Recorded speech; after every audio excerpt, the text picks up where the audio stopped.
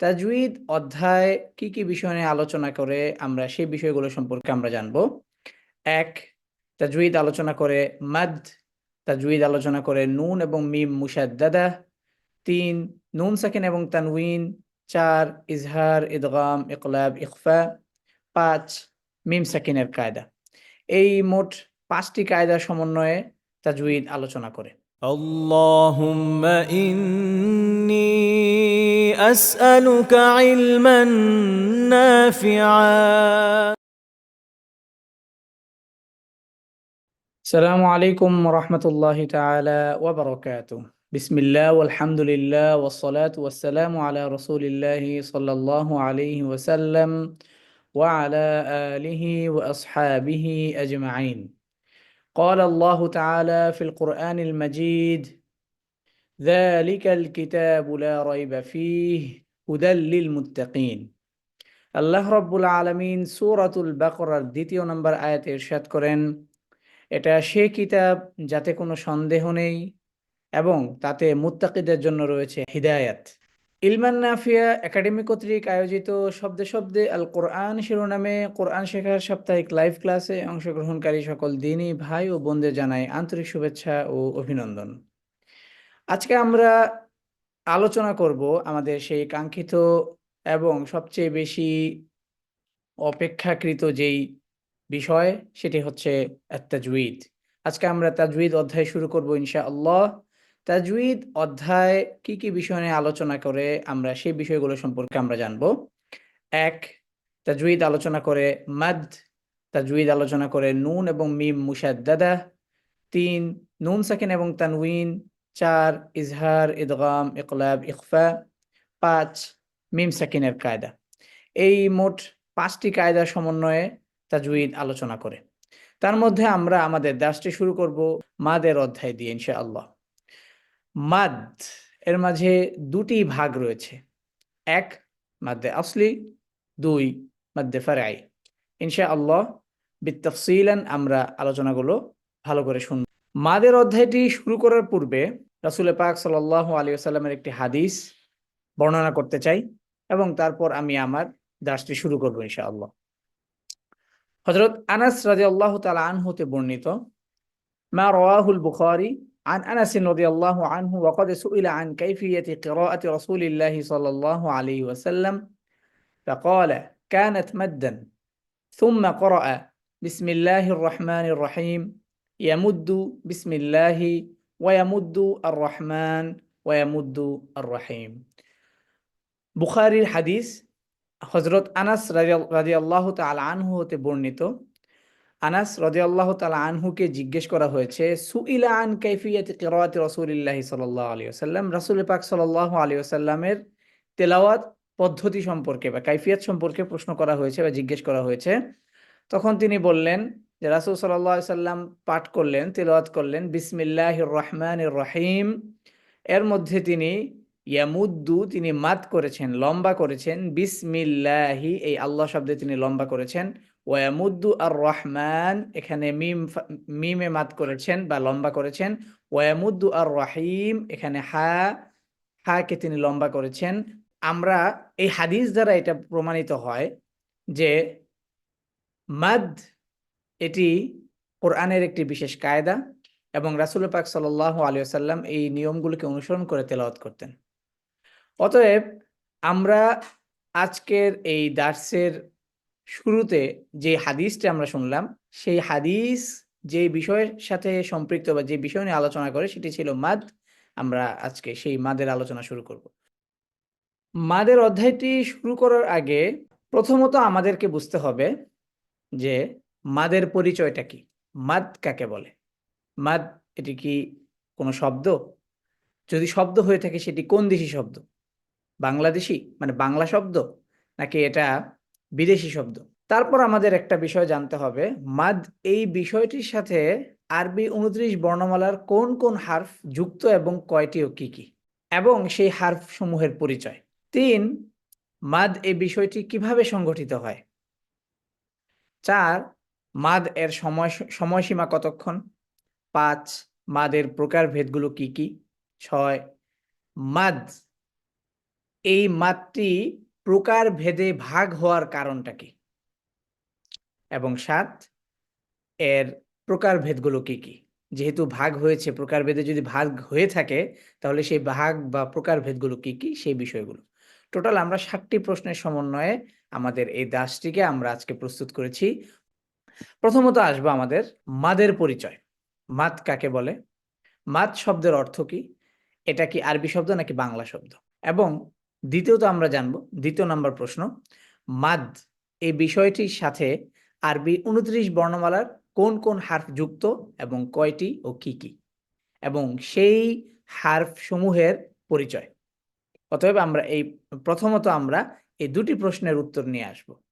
প্রথম প্রশ্নটি ছিল মাদ এর পরিচয়, মাদ কাকে বলে এবং মাদ শব্দের অর্থ কি। শাব্দিক অর্থ, মাদ শব্দটি আরবি শব্দ যার বাংলা অর্থ টেনে পড়া বা লম্বা করে পড়া। তাহলে তারপর প্রশ্ন ছিল যে মাদের হার্ফগুলো কি কি, আরবি 29 বর্ণমালার মধ্যে কোন কোন হার্ফগুলো মাদের সাথে সম্পৃক্ত। আমরা এখানে দেখতে পাচ্ছি মাদ এর হার্ফ সংখ্যা 3টি। আরবি 29 বর্ণমালার মধ্যে মাদের হার্ফ হচ্ছে 3টি। কি কি? আলিফ, ওয়াও, ইয়া।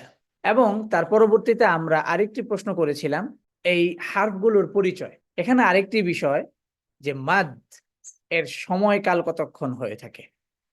এর সময়কাল হয়ে থাকে 2, 4, 6 হারাকা, অর্থাৎ 2, 4, 6 সেকেন্ড সময়। আমরা এটাকে আরো ভালো করে জানবো মাদের সময়কাল সম্পর্কে।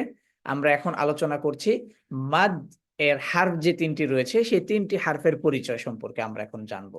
প্রথম হার্ফটি কি ছিল? আলিফ। এই হার্ফটির নাম আলিফ, আকৃতি দেখতে এমন, এবং এই আলিফের মাখরাজ আমরা পূর্বে মাখরাজের অধ্যায়ে পড়েছিলাম 17টি। তার মধ্যে আমরা 2টি মাখরাজ, এই 2টি মাখরাজের অধ্যায়ের আলোচনা আমরা তাজউইদের অধ্যায়ে পড়ব। একটি ছিল জাউফ, আরেকটি ছিল খয়সুম। আচ্ছা, জাউফ এবং খয়সুম এই বিষয়টা একটু আমরা বুঝবো। খয়সুমকে আমরা এখন চিনব না, শুধুমাত্র জাউফকে আমরা চিনব। জাউফ, জাউফ মূলত হচ্ছে এমন একটি সাউন্ড বা এমন একটি আওয়াজ যার সাথে কোনো কিছুর কোনো সম্পর্ক নেই। মানে সম্পর্ক নেই বলতে কোনো কিছু, যেমন আমরা হ্যাঁ কে পড়েছি, হ্যাঁ কণ্ঠনালী শুরু থেকে আহ, কোথাও না কোথাও আঘাত লেগে তারপর বাতাসটা বেরোচ্ছে। যদি আমরা বলি আশ, তাহলে আমরা বুঝতে পারছি যে মুখের জিহ্বার মধ্যভাগ ও মুখের তালুর মধ্যভাগ থেকে আশ। কিন্তু মাখরাজে আলিফ, অর্থাৎ আলিফে যে মাখরাজটি আছে সেই মাখরাজের জায়গাটার নাম হচ্ছে জাউফ। মানে হচ্ছে জাউফ মানে হচ্ছে খালি অংশ। জাউফ মানে কি? খালি অংশ। অর্থাৎ যদি আমরা আওয়াজ করি আ, ই, উ, এই যে আমরা 3টি আওয়াজ করলাম, বাধাহীন ভাবে আওয়াজটি বেরিয়ে গেল। এর মধ্যে কোনো প্রকারে কোনো জায়গায় কোনো চাপ সৃষ্টি হলো না। এই যে চাপ সৃষ্টি হলো না, কোথাও যে বাধাপ্রাপ্ত হলো না, এটাকেই বলা হয় মুখ এবং কণ্ঠনালীর খালি অংশ থেকে যে আওয়াজটি নির্গত হয় সেটাই মূলত হচ্ছে জাউফ।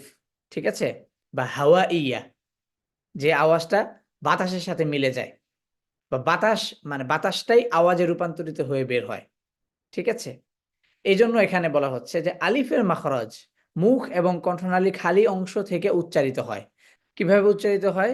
এই যেভাবে বাধাহীন ভাবে যে আওয়াজটা বের হয়, আ, ই, উ, এই যে বাধাহীন ভাবে যে আওয়াজটা বের হচ্ছে এটাই মূলত হচ্ছে মাদের আওয়াজ বা মাদের সাউন্ড। বিস্তারিত আরো পড়বো ইনশাআল্লাহ। আলিফের পরিচয় এবং আলিফ এর মাখরজটা কি সেটা আমরা জানলাম। এবার আমরা জানবো আলিফ কি কি গ্রহণ করে। ফাতহা, কাসরা, দম্মা, অর্থাৎ স্বরচিহ্ন, ব্যঞ্জন চিহ্ন, দুটির মধ্যে কোন কোন চিহ্নগুলোকে গ্রহণ করে এবং গ্রহণ করার মধ্য দিয়ে কি কি সাউন্ডের সৃষ্টি হয় সেই বিষয়গুলো আমরা জানবো। আলিফের উচ্চারণ ও হারাকাত গ্রহণ। প্রথমত হচ্ছে আমরা দেখব স্বরচিহ্ন। স্বরচিহ্নগুলো কি কি? ফাতহা, কাসরা, দম্মা। তাহলে স্বরচিহ্নের মধ্যে আলিফ কখনো হারাকাত গ্রহণ করে না, ফাতহা, কাসরা, দম্মা। তার পরবর্তীতে সুকুন, বলা হচ্ছে যে শুধু ফাতহা যুক্ত সাকিন গ্রহণ করবে। আলিফ সুকুন তার আগের হারফে ফাতহা থাকতে হবে, তাহলে সেটা আলিফ গ্রহণ করে। এছাড়া আলিফ সুকুন তার আগে কাসরা, আলিফ সুকুন তার আগে দম্মা, এটা গ্রহণ করে না। আলিফের সাথে শুধুমাত্র ফাতহার সম্পর্ক। ফাতহা গ্রহণ করবে কখন? যখন আলিফ সুকুন তার আগে ফাতহা। এছাড়া আলিফ আর কোনো কিছু গ্রহণ করে না। এবং দেখতে পাচ্ছি তাসদীদ গ্রহণ করে না। অতএব আমরা এইটুকু আলোচনা আমরা কি বুঝতে পেরেছি? আশা করি আমরা বুঝতে পেরেছি। মাদের অধ্যায় শুরুর আগে আমরা দুটি শব্দ সম্পর্কে জানবো। 1 আসলি, 2 ফারআই। আসলি মানে হচ্ছে আসল, ফারআই মানে হচ্ছে শাখা। এবার একটা কথা হচ্ছে যে আমরা আলিফের পরিচয় জানলাম, যে আলিফ কি কি গ্রহণ করে কি কি গ্রহণ করে না হারাকাতের দিক থেকে, আলিফের মাখরজ কি সেটা জানলাম। তাহলে আলিফের সাথে যে আরো দুটি হারফ আছে ওয়াও এবং ইয়া, তাদের ব্যাপারে তো আমাদের জানা হলো না, তাদের বিষয়টা তো একটু বাকি রয়ে গেল। ওয়াও এবং ইয়া তাদের নির্দিষ্ট মাখরাজ আছে। ওয়াও দুই ঠোঁট থেকে উচ্চারিত হয়, ইয়া জিহ্বার মধ্যভাগ মুখের তালুর মধ্যভাগ থেকে উচ্চারিত হয়। তাদের মাখরাজ স্পষ্ট এবং তারা সকল প্রকার হারাকা গ্রহণ করে, যেটা আমরা পূর্বের দার্সে পড়ে এসেছি, যে ওয়াও ফাতহা কাসরা দম্মা তাসদীদ তানউইন সুকুন সবকিছু গ্রহণ করে। অতএব ওয়াও এবং ইয়া মাদের অধ্যায়ে এসে আরেকটি নতুন ভূমিকা পালন করে, সেই বিষয়গুলো আমরা পরবর্তী পর্যায়ক্রমে আমরা জানবো ইনশাআল্লাহ। মাদের প্রকারভেদগুলো কি কি? মাদ দুই প্রকার, এক মাদ্দে আসলি, দুই মাদ্দে ফারআই। এর কিছুক্ষণ আগে আমরা জেনেছি আসলি মানে হচ্ছে আসল, ফারআই মানে হচ্ছে কি শাখা। এবার আসি মাদ্দে আসলি কাকে বলে। মাদ্দে আসলি তথা আসল মাদ, অর্থাৎ মাদের আসল বা মূল যে কায়দাটা আছে সেটাকে মাদ্দে আসলি বলে। এবং মাদ্দে আসলির সময়সীমা 2 হারাকা বা 2 সেকেন্ড। মানে হচ্ছে যে মাদ এই বিষয়টার সময়সীমা, এটা যখন গঠিত হবে এবং এটাকে যখন পড়া হবে তখন এটার সর্বনিম্ন সময়সীমা হচ্ছে 2 হারাকা। তাহলে মাদ্দে আসলি মানে হচ্ছে আসল যে মাদের কায়দাটা আছে সেটার মূল বেসমেন্ট হচ্ছে হারাকার দিক থেকে বা সময়সীমার দিক থেকে 2 হারাকা বা 2 সেকেন্ড। এবার বলা হচ্ছে যে মাদ্দে ফারআই অর্থাৎ শাখা মাদ। শাখা মাদটা হচ্ছে যে সহজে বুঝি, 2 থেকে অধিক লম্বা যে মাদগুলো হবে সেগুলোই হচ্ছে হলো শাখা মাদ, অর্থাৎ 2 এর অধিক মাদগুলোকে বলা হয় মাদ্দুল ফারআই। আশা করি ইনশাআল্লাহ আমরা এইটুকু বুঝতে পেরেছি মাদ্দে আসলি এবং মাদ্দে ফারআইয়ের মধ্যে পার্থক্য। এবার মাদ্দে আসলির পরিচয়। আজকে শুধুমাত্র আমরা মাদ্দে আসলিটা পড়বো, মাদ্দে ফারআই আমরা পরবর্তী ক্লাসে পড়বো। মাদ্দে আসলি, আলিফ সুকুন তার আগে ফাতহা থাকলে, ইয়া সুকুন তার আগে কাসরা থাকলে, ওয়াও সুকুন তার আগে দম্মা থাকলে। আলিফ সুকুন তার আগে ফাতহা, ইয়া সুকুন তার আগে কাসরা, ওয়াও সুকুন তার আগে দম্মা। এখন একটা প্রশ্ন হচ্ছে, পাশে পাশে আমি আবার একটি লিখে দিয়েছি, সেটা হচ্ছে খালি আলিফ, খালি ইয়া, খালি ওয়াও, তাই না? অর্থাৎ কোনো চিহ্ন ছাড়া। এটার মূল কারণ হচ্ছে যে এটা হচ্ছে মূলত কায়দা, যে আলিফ সুকুন তার আগে ফাতহা হলে তখন এক আলিফ মাদ করতে হবে, অর্থাৎ 2 হারাকা সমান লম্বা করতে হবে, 2 সেকেন্ড সমান লম্বা করতে হবে। কিন্তু পবিত্র কোরআনুল কারিমে কিন্তু এইভাবে থাকবে, আলিফ সুকুন তার আগে ফাতহা, কিন্তু আলিফটার উপর কোনো চিহ্ন থাকবে না। ইয়া সুকুন তার আগে কাসরা, একই শব্দের মধ্যে হতে হবে আবার, ইয়া সুকুন তার আগে কাসরা বি, এবং কোরআনে এইভাবে থাকবে। ওয়াও সুকুন তার আগে দম্মা, এবং কোরআনে এইভাবে থাকবে। এইটুকু আলোচনাকে আমরা বুঝতে পেরেছি। জি আলহামদুলিল্লাহ। জি, এবার আমার সাথে অনুশীলন যারা করতে চান তারা দ্রুত হ্যান্ড রেজ করবেন। জি, প্রথমে শাহজালাল বাদশা। আসসালামু আলাইকুম ওয়া রাহমাতুল্লাহ। ওয়ালাইকুম আসসালাম ওয়া রাহমাতুল্লাহি ওয়া বারাকাতুহু। এখানে আমরা দেখি আলিফ সুকুন তার আগে ফাতহা, তাহলে কি হবে? বা, 2 হারাকা, বা, এই বা যে বা বি, বি বু, বু তা, তা তি, তি তু, তু সা, সা সি, রি সু। সু। জি, মাশাআল্লাহ, সুন্দর হয়েছে। শিবলি সাদিক ভাই। আসসালামু আলাইকুম রহমতুল্লাহ। ওয়ালাইকুম আসসালাম ওয়া রাহমাতুল্লাহি ওয়া বারাকাতুহু। জা, যা, জি, জি, জু, জু, হা, হা, হি, হি, হু, হু, খ, খ, খি, হি, হু। হু। মাশাআল্লাহ, সুন্দর হয়েছে, আহসানতা। জি, হাফিজুর রহমান ভাই। আসসালামু আলাইকুম উস্তাজ। ওয়ালাইকুম আসসালাম ওয়া রাহমাতুল্লাহি ওয়া বারাকাতুহু। জি, চলেন। দা, দা, দি, দি, দু, দু, যা, দা, জি, দি, জু, জু, র, র, রি, রি, রু, রু, রু, যা, জা, জি, জি, জু। জু। মাশাআল্লাহ, সুন্দর হয়েছে।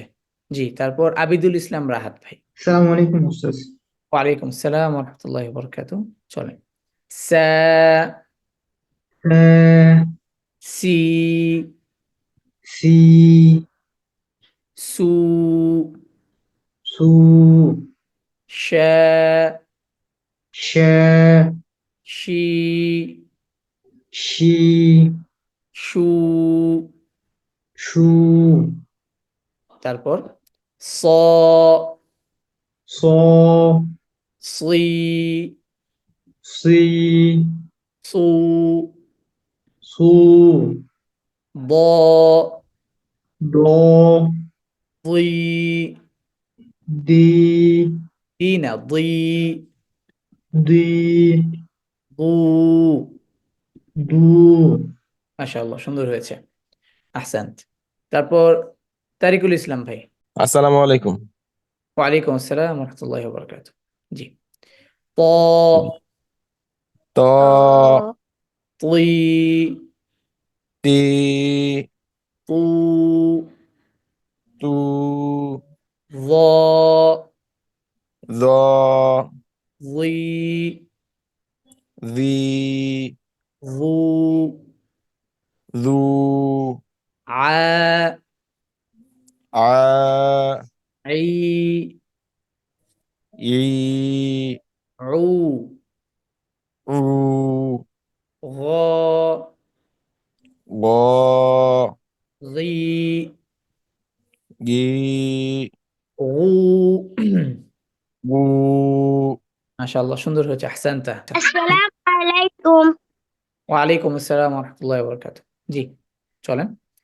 ফা, فا ফি, في ফু, فو ق, قا قি, قي قু, قو কা, كا কি, كي কু, قو কু কেন? কু, কু, কাফ, কু। قو লা, لا লি, لي লু, لو মা, ما মি, مي মু, مو না, نا নি, ني নু। نو মাশাআল্লাহ, সুন্দর হয়েছে। আহসানতা। জি, আবিদুল ইসলাম রাহাত ভাই। জি উস্তাদ। ওয়া, ওয়া, উই, উই, উ, উ, হা, হা, হি, হি, হু, হু, ইয়া, ইয়া, ই, ই, ইউ। ইউ। মাশাআল্লাহ, সুন্দর হয়েছে। আহসানতা। আলহামদুলিল্লাহ, আমরা এই পর্যন্ত যা আলোচনা করেছি বা এই পর্যন্ত যা আমরা অনুশীলন করেছি সেটা ছিল মাদ্দে আসলির অনুশীলন। আচ্ছা, মাদ্দে আসলির যে অনুশীলনটা আমরা করলাম তার মধ্যে আমরা এটা ছিল আমাদের প্রাথমিক অনুশীলন। ঠিক আছে? এখন আমরা এই মাদ্দে আসলিকে আমরা কোরআনে ফাইন্ড আউট করব, কিভাবে আমরা কোরআন থেকে বের করতে পারি সেইটা আমরা দেখব ইনশাআল্লাহ। এখন এই যে মাদ্দে আসলির যে কোরআন থেকে অনুশীলন, এই অনুশীলনটার পূর্বে আমরা দুটি বিষয় সম্পর্কে জানবো। মাদ্দে আসলির অনুশীলনের পূর্বে আমাদেরকে দুটি বিষয় জানতে হবে। এক, আলিফ সগীরা সম্পর্কে আমাদের জানতে হবে, অর্থাৎ যেটাকে ছোট আলিফ বলা হয়, যেখানে আমি ৪টি শব্দ নিয়ে এসেছি। বালিগু শব্দের মাঝে, হাদা শব্দের শেষে, মুসা, ফানাদা। এবার এই যে আলিফ সগীরাটা যে আমরা এখানে দেখতে পাচ্ছি, এই আলিফ সগীরার পেছনে মূলত স্ট্রাকচারটাকে আমরা তো পড়েছি কি, আলিফ সুকুন তার আগে ফাতহা হলে, ওয়াও সুকুন তার আগে দম্মা হলে, ইয়া সুকুন তার আগে কাসরা হলে তাহলে মাদ হবে। তাহলে এই যে আলিফ সগীরাটা যে এখানে আসলো, আলিফ সগীরাকে দেখলে আমরা বুঝতে পারবো যেটা মূলত হচ্ছে মাদের কায়দা। এখানে মাদ হবে বা হারফটিকে লম্বা করতে হবে। যেই হারফের উপরে থাকবে সেই হারফটিকে লম্বা করতে হবে। এখানে আমরা দেখি বালিগু, মূলত শব্দটা বালিগু শব্দটা মূলত কায়দাটা হচ্ছে এইভাবে, আলিফ সুকুন তার আগে ফাতহা, মূলত এটা। কিন্তু এইভাবে লেখার মূল কারণ হচ্ছে এটা হচ্ছে রসমুল কোরআন। আল্লাহ রাব্বুল আলামিন যখন পবিত্র কোরআন কারীম নাজিল করেন তখন রাসূল পাক সাল্লাল্লাহু আলাইহি ওয়াসাল্লাম অনেক বেশি হিফজ করতেন। আর তখন আল্লাহ তাআলা ওনাকে বলেছেন যে লা তুহারিক বিহি লিসানাকা লিতাআজালা বিক, মানে আপনাকে এত বেশি অস্থির হওয়ার দরকার নেই, এত বেশি জিহ্বাকে ব্যস্ত রাখার প্রয়োজন নেই, কেননা আমি আপনার অন্তরে পবিত্র কোরআনের নকশা বসিয়ে দিয়েছি। যখন কোরআন নাজিল হতো কাতিবে ওয়াহিরা যখন লিখে তখন নিয়ে আসতেন, তখন রাসূল পাক সাল্লাল্লাহু আলাইহি সাল্লাম বলে দিতেন যে এখানে এইভাবে হবে, এখানে এইভাবে হবে, এগুলো উনি কারেকশন করে দিতেন। এবং কোরআন লেখার সাথে প্রচলিত যে আরবি ভাষার যে লেখা এর মধ্যে কিছুটা তফাৎ আছে। এই তফাৎগুলোই মূলত হচ্ছে আল্লাহ রাব্বুল আলামিন কোরআন যখন নাজিল করেন তখন কোরআনের লিপিবদ্ধ ফন্টটা কি হবে, রসমটা কি হবে, সেটা আল্লাহ রাব্বুল আলামিন ওনার অন্তরেই বসিয়ে দিয়েছেন। ইলমুল কিরাআতের মধ্যে একটি বিশদ একটি আলোচনা আছে, সেটি হচ্ছে যে রসমুল কোরআন, কোরআন লেখার নকশা।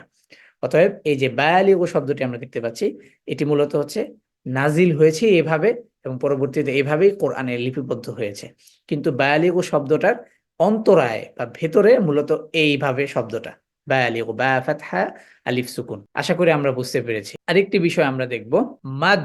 এই যে কায়দাটা আমরা শিখলাম, এখন পবিত্র কোরআনুল কারীমে যখন আপনি যাবেন তখন একটু ভিন্ন ভাবে দেখবেন। এখানে আমরা দেখব সূরাতুল ফিল থেকে আমরা এই বিষয়টাকে আমরা দেখব, যেখানে মাদ এর কায়দা হবে সেখানে সুকুন চিহ্ন থাকবে না। এভাবে আপনি পূর্ণ কোরআনের মাদ এর কায়দাগুলো চিহ্নিত করতে পারবেন। অর্থাৎ যদি আমরা সূরাতুল ফিল এই শব্দটার দিকে যদি আমরা তাকাই, অর্থাৎ ওয়াও সুকুন তার আগে দম্মা হয়েছে, তাই এখানে মাদ হচ্ছে, এই কারণে ওয়াও এর উপর আর সুকুন চিহ্নটা দিবে না। এখানে আমরা যদি দেখি আলাম তারা কাইফা ফাআলা রাব্বুকা বিআসহা, এই যে হা তার উপর আমরা দেখতে পাচ্ছি আলিফ সগীরা, যেটা আমরা একটু আগে পড়ে এসেছি বায়ালিগু শব্দে। এখানেও মাদ হচ্ছে ফি, যদি আমরা দেখি ফি তাদলি, তারপর আবা বি মি তারমি বিহিজা সিজি কু, এখানে আমরা দেখতে পাচ্ছি রহমা, মিমের উপর আলিফ সগীরা রহি।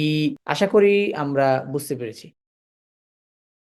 আমরা তিনজনের হ্যান্ড রাইজ দেখতে পাচ্ছি, একে একে আপনারা যদি কোনো প্রশ্ন থাকে বা জিজ্ঞাসা থাকে আপনারা করতে পারেন। জি, প্রথমে তাসলিমা সায়েদা। যে আমরা হ্যান্ড রাইজ করলে একটু চেষ্টা করবো দ্রুত আনমিউট করতে, তাহলে আমাদের তাড়াতাড়ি হবে। জি, আয়েশা তাবাসসুম সেকেন্ড।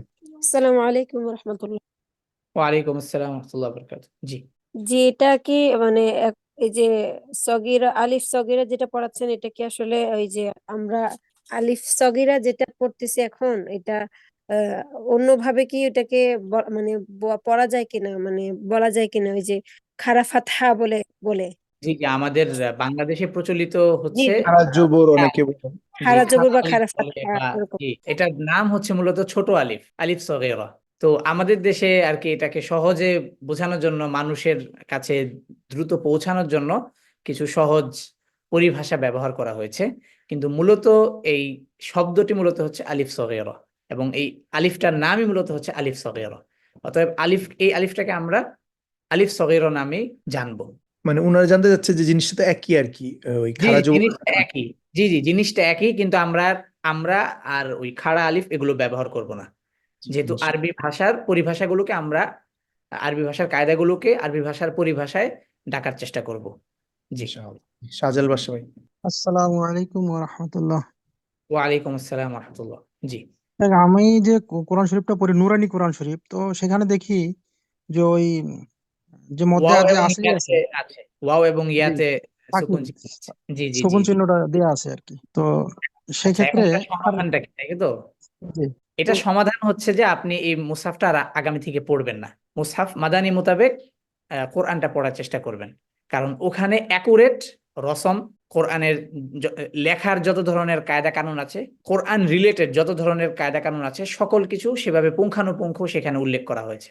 কিন্তু আমাদের মুসহাফে নুরানিয়া, যেটা আমাদের বাংলাদেশে যেটা ইন্দো পাক মুসহাফ বলি আমরা, ইন্দো পাক মুসহাফটা আসলে যিনি লিখেছেন তিনি একজন কাতেব, অর্থাৎ তিনি আরবি লিখতে পারেন, কিন্তু কোরআন লেখার কিছু আলাদা ফন্ট বা ফান্নিয়াত আছে, সেই ফান্নিয়াত গুলোর সাথে ওনার পরিচয় না থাকার কারণে উনি ওনার মতো করে কোরআনটা লিখেছেন, যার কারণে এখানে অনেক বিষয়গুলো সেভাবে ফুটে ওঠেনি বা সেই বিষয়গুলো সেভাবে উল্লেখ করা হয়নি। অতএব আমরা সবাই মুসহাফ মাদানিতে পড়ার চেষ্টা করবো ইনশাআল্লাহ, এবং এই কোর্সটা সম্পূর্ণ মুসহাফ মাদানির আলোকে সাজানো হয়েছে। এবং অতএব শাহজালাল বাদশা ভাই, যেটা আপনি ইন্তোপাক মুসহাফে দেখেছেন, সেখানে মূলত হচ্ছে যে ইয়া সুকুন এবং ওয়াও সুকুন এটা উল্লেখ করে দেয়, কিন্তু আলিফের ক্ষেত্রে এটা উল্লেখ করে না। আরেকটি বিষয়, আমাদের বাংলাদেশে আলিফকে হারাকা দিয়ে উচ্চারণ করা হয়। আলিফ হারাকা গ্রহণই করে না। আলিফ হচ্ছে মাদের হারফ। আর মাদ কিভাবে হয়? আলিফ সুকুন, তার আগে ফাতহা। তাহলে আলিফ সুকুন গ্রহণ করে এবং তার আগে ফাতহা হতে হবে, আর না হয় আলিফ কোনো কিছু গ্রহণ করবে না। আলিফ শুধুমাত্র এটা গ্রহণ করবে,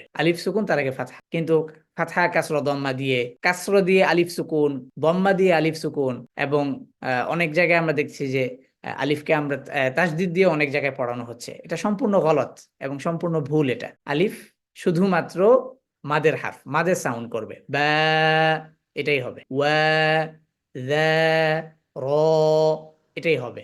এছাড়া আলিফের আর কোনো সাউন্ড নেই। তবে আজকে থেকে আপনারা আলিফকে আর কোনো হারাকা দিয়ে উচ্চারণ করবেন না। জাযাকাল্লাহ সালমা আক্তার। আসসালামু আলাইকুম ওয়া রাহমাতুল্লাহি ওয়া ওয়ালাইকুম বারাকাতুহু। আসসালাম ওয়া বারাকাতুহু। জি জি ওস্তাদ, আসলে আমাদের বাংলাদেশের ইসে তো একটা ইয়ে থাকে, যেমন ওয়া এর উপরে যজম থাকলে, দম্মার বাম পাশে ওয়া এর উপর যজম থাকলে আমরা সেটা একালি মাত করে পড়ি আর কি। কিন্তু ওই যে উলাইকা, উলাইকা এখানে তো ওয়া এর উপর দম্মা মানে কোনো সুকুন থাকে না। তো এখন এই এখন দুইটাকে এখন কিভাবে আচ্ছা আচ্ছা, এটা আপনার একটা খুব সুন্দর একটা প্রশ্ন করেছেন। উলাইকা ছাড়াও আরো কিছু শব্দ আছে, যেমন আমানু। আমরা ইংরেজিতে আমরা কিছু শব্দ পড়েছি, যেমন নৌন। তো নৌন শব্দটা KNOWN, এই শব্দের মধ্যে আমরা কিন্তু দেখতে পাচ্ছি যে কে এটি উচ্চারিত হয় না, সাইলেন্ট থাকে। জি জি ওস্তাদ, জি আরবিতেও এরকম শব্দ আছে যাদের শব্দে আসবে, লেখায় আসবে, কিন্তু পড়ায় আসবে না। সুকুন চিহ্নটা এখানে আমরা দেখবো। যেমন দেখেন আলাইহিম, জি আলাইহিম, আলাইহিম। দেখেন ইয়ার উপর যে চিহ্নটা দেওয়া, এই চিহ্নটা হচ্ছে মূলত যে হা হারফটি আছে না, আমরা যে হা পড়েছি, জিম হা খ হা, এই হারফের জি মাথাটা, জি এই হারফের মাথাটা হচ্ছে মূলত আসল সাকিন, সুকুন, সুকুনে আসলি। এইটা যেই হারফের উপর থাকবে সেই হারফটা সুকুন হয়ে উচ্চারিত হবে। যেমন আলাই, মিমের উপর আছে হিম, সুকুন হয়ে উচ্চারিত হচ্ছে। এবার কথা হচ্ছে যে যেই হারফের উপর গোল চিহ্নটা থাকবে, ওয়ামা কানু, এই যে আলিফের উপর আমরা দেখতে পাচ্ছি একটি গোল চিহ্ন, তাই না? জি গোল, ওস্তাদ, দেখতে পাচ্ছি। এই গোল চিহ্নটা হচ্ছে আলিফটা লেখায় আসবে, কিন্তু এটি উচ্চারিত হবে না, এটি সাইলেন্ট থাকবে। বুঝতে জি পেরেছি আমরা? তাহলে উলাইকা শব্দের মধ্যে হামজার পর যে ওয়াও আছে তার উপর গোল চিহ্ন দেওয়া, সেটা মূলত হচ্ছে, সেটা দ্বারা উদ্দেশ্য হচ্ছে এই হারফটি উচ্চারিত হবে না, লেখায় আসবে, সাইলেন্ট থাকবে। যেমন এখানে আরো দেখি, কলু, তারপর এখানে যদি আলা ইন্নাহুম হুমুস সুফাহা ওয়ালাকিল্লা আলামুন ওয়া ইযা লাকু আমানু কলু, এই যে দেখেন, দেখতে পাচ্ছেন? অর্থাৎ যার উপর হা হারফের মাথাটা থাকবে, সাকিন চিহ্নটা থাকবে, মুস্তাহজিউনের যে সিনের উপর যে চিহ্নটা, যার উপর আমি বারবার ঘোরাচ্ছি, এই চিহ্নটা যার উপর থাকবে সেটা সুকুন হয়ে উচ্চারিত হবে, মুস। কিন্তু যার উপর এই গোল চিহ্নটা থাকবে, কোথায় গেল, এই যে ওয়াও এর উপর যে গোল চিহ্নটা আছে, সেই হারফটি সাইলেন্ট থাকবে, এটি উচ্চারিত হবে না, লেখায় আসবে, উচ্চারণে আসবে না। সালমা আক্তার, আশা করি আপনি আপনার প্রশ্নের বুঝতে পেরেছেন। জি জি ওস্তাদ, জি আলহামদুলিল্লাহ। তো অতএব এইটুকু আলোচনার মধ্যে আমাদের আশা করি যে প্রশ্নগুলো থাকবে আমরা সেই প্রশ্নগুলো ক্লাসের পর নিব। তবে এইটুকু আলোচনার মধ্যে যারা প্রশ্ন করেছেন তাদেরকে আন্তরিক শুভেচ্ছা, অভিনন্দন। এবার আমরা কোরআন হতে শব্দে শব্দে আলিফ দিয়ে মাদ্দে আসলির অনুশীলনটা করব। আমরা যারা অনুশীলন করতে চাই আমরা হ্যান্ড রাইজ করবো ইনশাআল্লাহ। জি উস্তাদ। বালিগু, বালিগু, বে কেন হবে? বা স্পষ্ট আওয়াজে সোজা, বালিগু। বালিগু, আতা, তা, আতাকা, আতাকা, ثا ثانية، ثانية، جا تجادل، جا تجادل، حا فحاق، ها فهاق، فحاق، فهاق، خا يخاف، خا يخاف، دا جدال، دا جدال، ذا عذاب، ذا عذاب، را صراط، را صراط، صراط صراط أزاغ زا أزاغ زاي أزاغ أزاغ أحسنت জি তারপর মারিয়াম রুকাইয়া আসসালামু আলাইকুম শেখ ওয়ালাইকুম আসসালাম ওয়া রাহমাতুল্লাহি ওয়া বারাকাতুহু সা মাসাজিদা সা মাসাজিদা শা ইশারু শা ইশারু রু ইশারু صا أصاب স আসাবা ضا يضاعف দ ইউদাআফু আচ্ছা এখানে আমরা যে অনুশীলনগুলো দেখছি এই অনুশীলনগুলো হুবহু কোরআনে ঠিক একইভাবে আপনি পাবেন ঠিক আছে অতএব আমরা অনুশীলনটাকে এভাবেই করার চেষ্টা করব যেন কোরআন পড়ার সাথে সাথে কোরআনের তেলাওয়াতের সাথে আমরা যেন সাথে সাথে রিলেট করতে পারি ত ফা ত ফাতাফা ظا عظاما দ ইদামা ظا عظاما ইদামা ع طعاما আ তাআমু غا بغالا গ বিগলা আচ্ছা এতক্ষণ আমরা যা অনুসরণ করছি সেই অনুশীলনটার যেই মাদের কায়দার উপরে এই মাদটার নাম কি বলেন তো দেখি মাদ উল আসলি মাদ আসলি কি মাদ্দে আসলি ঠিক আছে হুম হুম? হুম ফা ফাতিরি ফা ফাতিরি ق মুকামা ক মুকামা শাহজালাল বাদশা ভাই আসসালামু আলাইকুম ওয়া রাহমাতুল্লাহ। ওয়ালাইকুম আসসালাম ওয়া রাহমাতুল্লাহি ওয়া বারাকাতুহু চলেন ফাকানা কাফ কানা লা ওয়ালাতা লা ওয়ালাতা মা ওয়ানামারিকু মা ওয়ানামারিকু ওয়ানামারিকু ওয়ানামারিকু না ফানাদা না ফানাদা হা লিহাযা হা লিহাজা যা কেন যা লিহাযা লিহাজা ওয়াকাওয়াইবা ওয়া কা ওয়াকাওয়াইবা ওয়াকাওয়াইবা ওয়াকাওয়াইবা ওয়াকাওয়াইবা ওয়াকাওয়াইবা ইয়া গয়াবাতি ইয়া গয়াবাতি। বলেন তো শাহজালাল বাদশা ভাই এই 27টা হারফের অনুশীলন হয়েছে তাহলে বাদ গেল কে বাদ গেল এখানে হামজা। হামজা হ্যাঁ আর আলিফ তো সবার সাথেই এখন আলহামদুলিল্লাহ মাদের যে আলোচনাটি ছিল সেই আলোচনাটি আমরা আজকে শুরু করেছি আজকের এই আলোচনার মধ্যে আমরা মাদ্দে আসলির পরিপূর্ণ আলোচনাটা করলাম আজকের এই দার্সটি এই পর্যন্তই আগামী দার্স পর্যন্ত আমরা সকলে ভালো থাকি সুস্থ থাকি হাদা মা ইনদি আসসালামু আলাইকুম ওয়া রাহমাতুল্লাহি তাআলা ওয়া বারাকাতুহু